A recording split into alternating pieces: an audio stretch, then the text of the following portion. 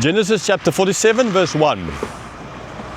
So Joseph went in and told Pharaoh, "My father and my brothers, with their flocks and herds and all that they possess, have come from the land of Canaan. They are now in the land of Goshen." Okay, so the first thing after they arrived, remember again, the previous chapter ended by Joseph clearly telling him, you need to remember when Pharaoh asks you what job you do, you are shepherds, which they were. Okay, so now here they meet him. Joseph went into Pharaoh. He told Pharaoh that they are here. Where are they? They're in the land of Goshen. Why in the land of Goshen? Because ultimately that's where they're going to settle. That's as they come from the land of Canaan, the first part where they will enter. Right, so it kind of makes sense that before they now go into other parts of Egypt where Pharaoh will send them, they're waiting there for him to let them know where they're supposed to go. And anyhow, they knew they will end up there. Joseph knew they'll end up there because of the fact that they're shepherds. Okay, and that is why as well he makes a very strong point to say they came with all their flocks, the herd, and everything they possess. The flocks, the herd. So that already implies the kind of job they do. What is their occupation? Okay, if they have flocks and herds. Verse 2. And from among his brothers he took 5 men and presented them to Pharaoh. So he took 5 of his brothers. We don't know which of the 5 he took, but he took 5. I can imagine Benjamin would have been one of them. And I can imagine Judah would be one of them because he was sent ahead and he was like now the leader kind of amongst them. So yeah, we don't exactly know, but that's again not the point here. Who exactly? It's just that he took 5 of them. And he is the 6th one, right? Remember, so that's half of them, literally, in front of Pharaoh. Verse 3, Pharaoh said to his brothers, "What is your occupation?" And they said to Pharaoh, "Your servants are shepherds, as our fathers were." So Pharaoh asked, right, so what's your job? Because that will determine where you need to live and go and live. Your occupation, we're not going to let you do something that you can't do at all. I mean, that's kind of stupid. Okay, we will let you do what you can do. And that will determine where you stay. So they said, as Joseph told them that they're supposed to say, that you are shepherds. So he said, yes, we are shepherds. And yes, we are shepherds, right? And not only that we are shepherds, remember, Joseph told them to say your fathers were as well. So this is coming for ages. This is in which you grew up. This is all you can do. This is all you know. So we can't relearn something at this age because they were already old as well. Now, I'm saying that was not said, but that is kind of implied. People do have brains, they can use logic. It's not like today. It's not like people today where music songs consist of 2 words and they just keep repeating themselves the same old nonsense, even Christian hymns like that. So yeah, we can't use our brains anymore, but these guys seemingly still could. Verse 4. They said to Pharaoh, "We have come to sojourn in the land, for there is no pasture for your servants' flock, for the famine is severe in the land of Canaan. And now, please let your servants dwell in the land of Goshen." Okay, so just saying, the interesting thing is, we didn't come here to live. Okay, that's not going to be, we're not coming here forever, right? We are pilgrims. I mean, even as Christians, we are pilgrims. This earth is just the go-through before, but some Christians treat it as just a go-through so I can do whatever I want to, throw garbage wherever I want, destroy everything I want to. Remember, that's your responsibility. Jesus will come back, this new heaven and new earth, so you will be here back on this planet. Okay, then you're not going to be a pilgrim or a sojourner anymore, then you're going to be an inhabitant, a permanent inhabitant.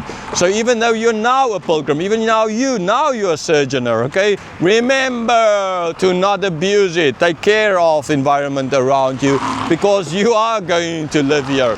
Not only your kids, but you are going to live here. Yes, Jesus will clean up everything after the mess we've created. Praise God for that.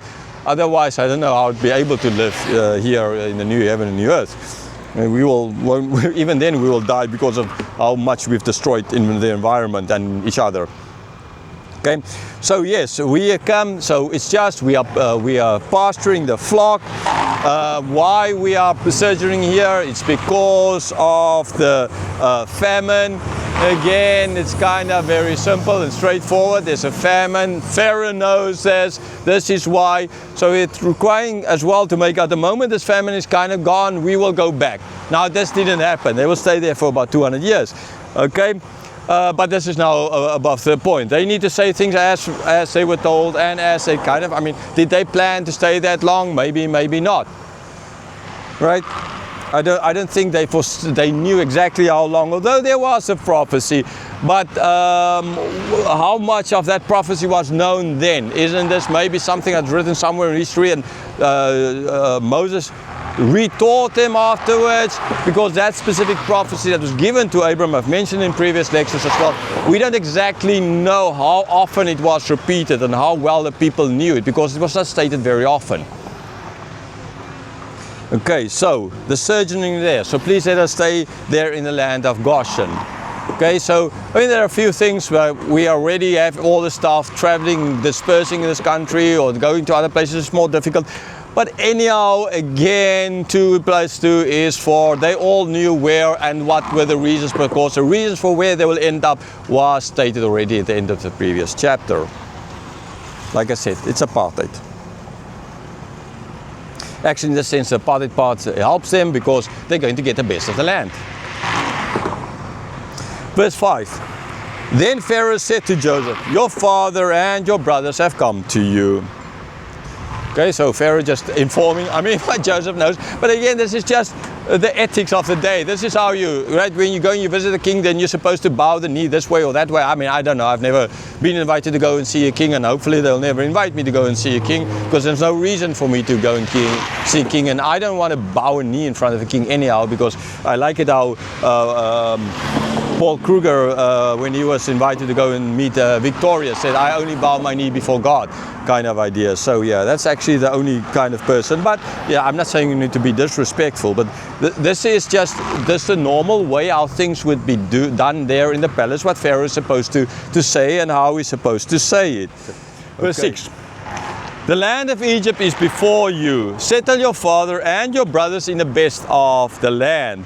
Let them settle in the land of Goshen. And if you know any able men among them, put them in charge of my livestock. So, yeah, Pharaoh is saying, okay, so the whole land is here, but you settle them there. Right? So he's not saying, oh, you're only allowed to stay there again because of this apartheid idea that we are an abomination to you because you're shepherds, so therefore we're going to kind of, you're evil. And no, he didn't say that's not going to say. So the whole land is, you can settle, but settle them there. It's the best of the land. Was it really the best of the land? Well, you know, again, he's not going to say, no, that's the worst part of the land because you're shepherds, kind of. But on the other hand, it could have been or ought to have been, there's no reason to, in this case, to think that it doesn't mean it's the best, or at least it's not a very good land, because for livestock, they need food, so they need a place where there's water, right, where at least where the Nile will overflow its banks, and then they didn't have rain for sure, okay, but the Nile can overflow, they can plant grass and what you need for feed, for the cattle, for livestock and the water and everything. So I mean, it was not in a desert. And if you know Egypt a bit, the geography of the land, everybody lives next to the Nile for all intents and purposes. Very few people live outside of the Nile because of the desert. Now they have a lot of underground water in Egypt, and they can, and I think in certain places they now start digging up more underwater water, like in Libya, and then doing some planting there. But in general, those days they didn't have, because they couldn't dig that deep. Okay, but these days, so it's a bit different. Okay, so anyhow, land of Goshen, very good land, settle there. And as well, maybe some of them are very good shepherds, and I have livestock, right? Because they needed it as well. There's the different reasons why you need livestock. You need donkeys you need the horses, you need all those kinds of things. So maybe you have, some of them are very good at this, because they've been doing this for ages, right? The speciality. So let them then kind of take care of my livestock as well.